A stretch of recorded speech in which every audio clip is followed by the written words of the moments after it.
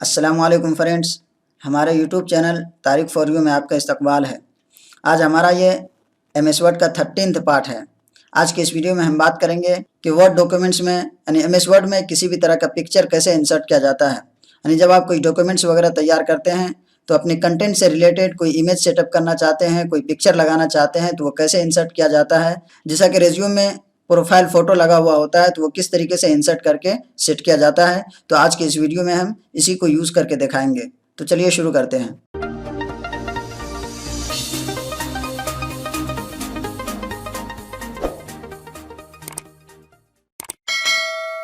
यहाँ पे देख रहे हैं पहले से हम एक पिक्चर इंसर्ट किए हुए हैं। तो चलिए सबसे पहले हम इसको यहाँ से डिलीट कर देते हैं। अब यहाँ पे हमारा कर्सर है और ये कंटेंट है। जहाँ भी कर्सर रहेगा वहीं पे पिक्चर इंसर्ट होगा। जैसा कभी हमारा कर्सर यहाँ पे है, अब हम पिक्चर इंसर्ट करना चाहते हैं तो यहाँ से हम इंसर्ट मेनू में जाएंगे। यहाँ पे देखिए पिक्चर का ऑप्शन है। जैसे हम इस पर क्लिक करेंगे तो फोल्डर खुल करके आ जाएगा।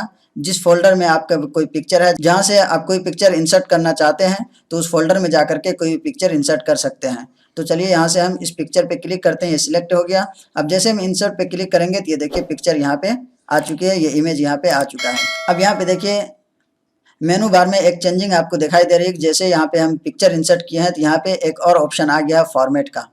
जब हम कर्सर यहाँ से बाहर क्लिक करते हैं देखिए तो फॉर्मेट यहाँ से गायब हो गया है। तो यानी जब भी हम किसी भी तरह का पिक्चर वगैरह यहाँ पे इंसर्ट करते हैं तो उसको एडिट करने के लिए फॉर्मेट मेनू का ऑप्शन आ जाता है, जिसमें जा करके आप पिक्चर को एडिट कर सकते हैं, फॉर्मेट कर सकते हैं। तो जैसे हम पिक्चर पे क्लिक किए देखिए यहाँ पे सिलेक्ट हो गया। अब हम इसको फॉर्मेट करना चाहते हैं। इसमें देखिए सबसे पहला ऑप्शन है रिमूव बैकग्राउंड।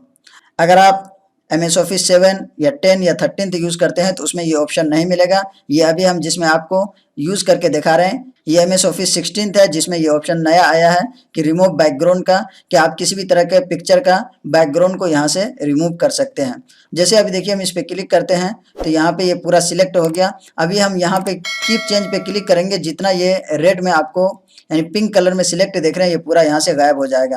यानी जो भी पिंक कलर में सिलेक्ट है वो रिमूव बैकग्राउंड के शक्ल में है और वो यहाँ से चेंज हो जाएगा। अभी देखिए हम इसको यहाँ से थोड़ा ड्रैग करके बड़ा करते हैं तो ये अब यहाँ से पिंक कलर हट गया तो ये बाकी रहेगा और जिधर सिलेक्ट है वो ख़त्म हो जाएगा। तो इस तरीके से आप सेट कर सकते हैं। जितना आप बैकग्राउंड हटाना चाहते हैं उसको सिलेक्ट भी कर सकते हैं और सिलेक्ट किया हुआ है तो उसको हटा भी सकते हैं। अभी देखिए ये बॉर्डर यहाँ से सिलेक्ट है। जैसे अभी हम कीप चेंज पे क्लिक करेंगे ये देखिए ये बॉर्डर यहाँ से गायब हो चुका है। अब यहाँ सिलेक्ट है और यहाँ से हम इसको इस सिलेक्शन को ख़त्म करना चाहते हैं तो इसके लिए हम यहाँ पे जाएंगे। देखिए दिया हुआ मार्क इरेज टू कीप। अब जैसे हम यहाँ से इसको ड्रैग करके खींचेंगे तो ये देखिए ख़त्म हो गया। फिर यहाँ भी ड्रैग करेंगे तो ये ख़त्म हो जाएगा। तो इस तरीके से आप खुद से भी जिधर बैकग्राउंड रिमूव करना चाहते हैं वहाँ इसको लगा सकते हैं, सिलेक्ट कर सकते हैं और जहाँ से आप हटाना चाहते हैं वहाँ से इसको हटा भी सकते हैं। और ये सिलेक्ट करने के बाद यहाँ से कीप चेंज पे क्लिक करेंगे, बैकग्राउंड यहाँ से रिमूव हो जाएगा। अब उसके बाद का ऑप्शन है करेक्शन का। अब देखिए जैसे इस पर क्लिक करते हैं यहाँ पे बहुत सारे और ऑप्शन है। यहाँ से आप किसी भी तरह का इमेजेस को डार्क और लाइट कर सकते हैं। जैसा कि देखिए यहाँ से हम इमेज को डार्क करना चाहते हैं तो यहाँ से कर सकते हैं और लाइट कलर करना चाहते हैं तो यहाँ से कर सकते हैं। ये कलर बिल्कुल यहाँ से चेंज हो जाएगा। जिस तरीके का आप कलर सिलेक्ट करना चाहें यहाँ से अपने इमेज में कर सकते हैं। उसके बाद का एक और ऑप्शन है कलर का। यहाँ भी आप इस पर क्लिक करेंगे तो यहाँ पे डिफरेंट कलर मिलेंगे, बहुत सारे कलर्स हैं। यहाँ से पूरा का पूरा कलर चेंज हो जाता है। इसमें आपका डार्क और लाइट होता है कलर, और ये कलर वाले ऑप्शन में, और इसमें इमेज का पूरा कलर चेंज हो जाता है। जैसा कि देखिए अभी हम इस पर क्लिक करते हैं इमेज हमारा पूरा चेंज हो चुका है। फिर हम दूसरे कलर को सिलेक्ट करते हैं, ये देखिए पूरा चेंज हो चुका है। तो यहाँ से पूरे इमेज का कलर चेंज होता है और करेक्शन में डार्क और लाइट होता है। यानी जो भी इमेज का कलर है वो डार्क होगा और लाइट होगा। जिस तरीके से आप जितना डार्क करना चाहें कर सकते हैं और जितना लाइट रखना चाहें रख सकते हैं। तो चलिए हम कलर पे जा करके जो ओरिजिनल कलर है इस पर फिर आ जाते हैं। उसके बाद का ऑप्शन है आर्टिस्टिक इफेक्ट। जैसे हम इस पर क्लिक करेंगे यहाँ भी बहुत सारे ऑप्शंस हैं। जैसा कि आप इमेज को ब्लर करना चाहते हैं या उसका और भी शेप चेंज करना चाहते हैं तो यहाँ से कर सकते हैं। ये देखिए पूरी तरीके से इमेज हमारा चेंज हो जाता है। और भी यहाँ पे 3 ऑप्शन आपको दिखाई दे रहे हैं। कंप्रेस पिक्चर, इसके जरिए से आप पिक्चर का साइज कम कर सकते हैं। जैसा कि डॉक्यूमेंट्स में बिल्कुल कम साइज में इस्तेमाल किया जाता है तो यहाँ से आप उसके लिए यूज़ कर सकते हैं। उसके बाद यहाँ पे नीचे और ऑप्शन दिया हुआ है चेंज पिक्चर। अगर आप इस इमेज की जगह कोई दूसरा इमेज यूज़ करना चाहते हैं, कोई दूसरी पिक्चर इस्तेमाल करना चाहते हैं तो यहाँ पे हम क्लिक करेंगे तो ये देखिए हमारा ऑप्शन आ गया। फ्रॉम फाइल पे क्लिक करेंगे तो फिर से ऑप्शन आ गया। अब जो भी पिक्चर हम वहाँ पे उसकी जगह पे लाना चाहते हैं से सिलेक्ट करेंगे और इंसर्ट करेंगे तो वो चेंज हो जाएगा। यहाँ पे देखिए ये दूसरी तस्वीर, ये दूसरा पिक्चर यहाँ पे आ चुका है। इसी तरीके से रीसेट पिक्चर में जाएंगे और यहाँ पे देखिए 2 ऑप्शन दिया हुआ है। जैसे हम इस पे क्लिक करेंगे देखिए इसके साइज में चेंजिंग आ जाएगी, तो यहाँ से इसके साइज को चेंज कर सकते हैं। तो चलिए अब फिर से हम इस पिक्चर को चेंज करके वही वाला पिक्चर ले आते हैं जो पहले यहाँ पे था, ये आ गया है। अब यहाँ पे उसके बाद का ऑप्शन है पिक्चर स्टाइल का। यहाँ से पिक्चर में आप बॉर्डर वगैरह लगाना चाहते हैं, फ्रेम लगाना चाहते हैं, तो उसके लिए इसका इस्तेमाल किया जाता है। जैसे हम इस पे क्लिक करेंगे, यहाँ पे बहुत सारे स्टाइल्स हैं फ्रेम के, जो भी आप यहाँ से सिलेक्ट करना चाहें। जैसे आप उस पर कर्सर ले जाते हैं, यहाँ पे देखिए पूरा का पूरा इमेज चेंज हो जा रहा है, उसमें फ्रेम वगैरह सेट हो रहा है। जिस तरीके से आप यहाँ से यूज़ करना चाहें कर सकते हैं। ये देखिए ऐसा लग रहा है 3D पिक्चर है। उसके बाद यहाँ से इस तरीके का शेप यूज़ कर सकते हैं, फ्रेम यूज़ कर सकते हैं। हर तरीके का फ्रेम यहाँ पे मौजूद है, जो भी आप अपने इमेज में लगाना चाहें यहाँ से सेट कर सकते हैं। उसके बाद का ऑप्शन यहाँ पे पिक्चर बॉर्डर का। जैसा कि आप यहाँ से कोई भी फ्रेम यूज़ करते हैं, अभी हम इस फ्रेम को सिलेक्ट कर लिए हैं। अब हम इसके बॉर्डर का कलर को चेंज करना चाहते हैं, तो पिक्चर बॉर्डर पे जाएंगे और यहाँ पे जो भी कलर हम सिलेक्ट करेंगे, जो फ्रेम हम यहाँ पे यूज़ किए हैं उस फ्रेम का जो बॉर्डर है वो यहाँ से चेंज हो जाएगा। यहाँ पे देखिए हम इसको रेड कर देते हैं। जो हम फ्रेम यहाँ से यूज़ किए थे, जो पहले व्हाइट था, अब ये रेड हो चुका है। इसी तरीके से अब यहाँ पे नीचे एक और ऑप्शन दिया हुआ पिक्चर इफेक्ट का।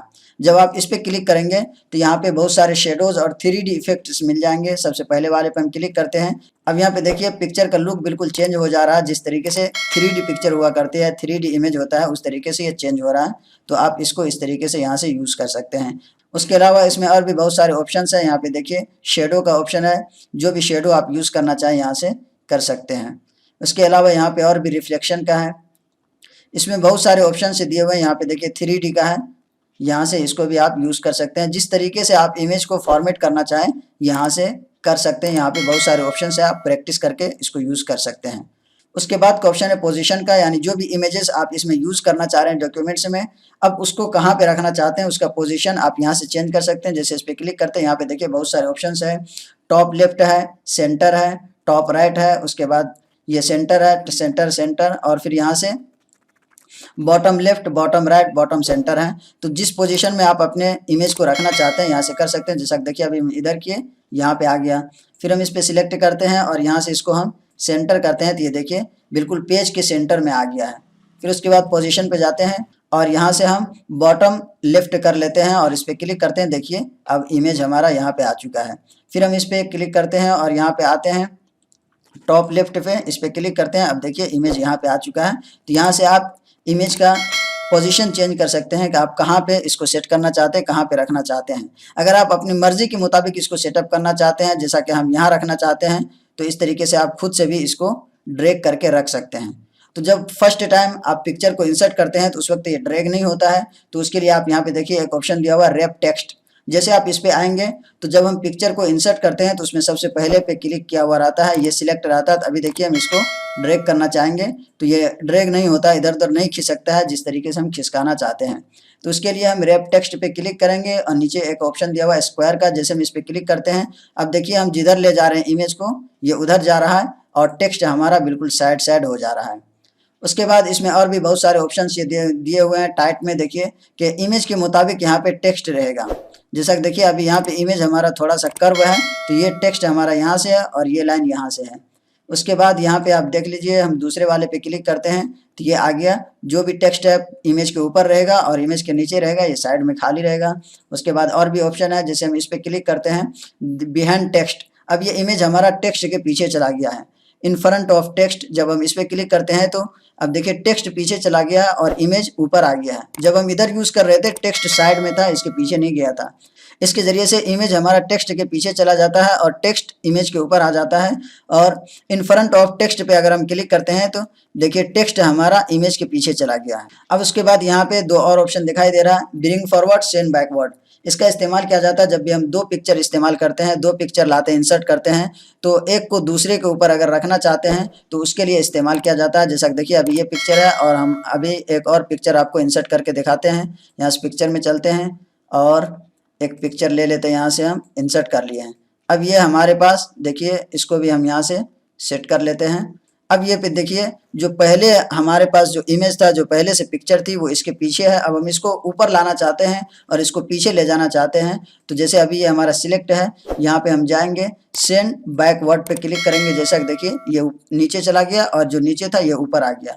अब हम इसको अगर नीचे करना चाहते हैं, इसको ऊपर करना चाहते हैं, तो इसको फिर सिलेक्ट कर लेंगे और यहाँ से हम ब्रिंग फॉरवर्ड पे क्लिक करेंगे, ये ऊपर आ गया, ये नीचे चला गया। तो जब दो शेप या दो इमेजेस वगैरह आप यूज़ करते हैं, एक को ऊपर दूसरे को नीचे करना चाहते हैं, ऊपर नीचे करने के लिए इसका इस्तेमाल किया जाता है।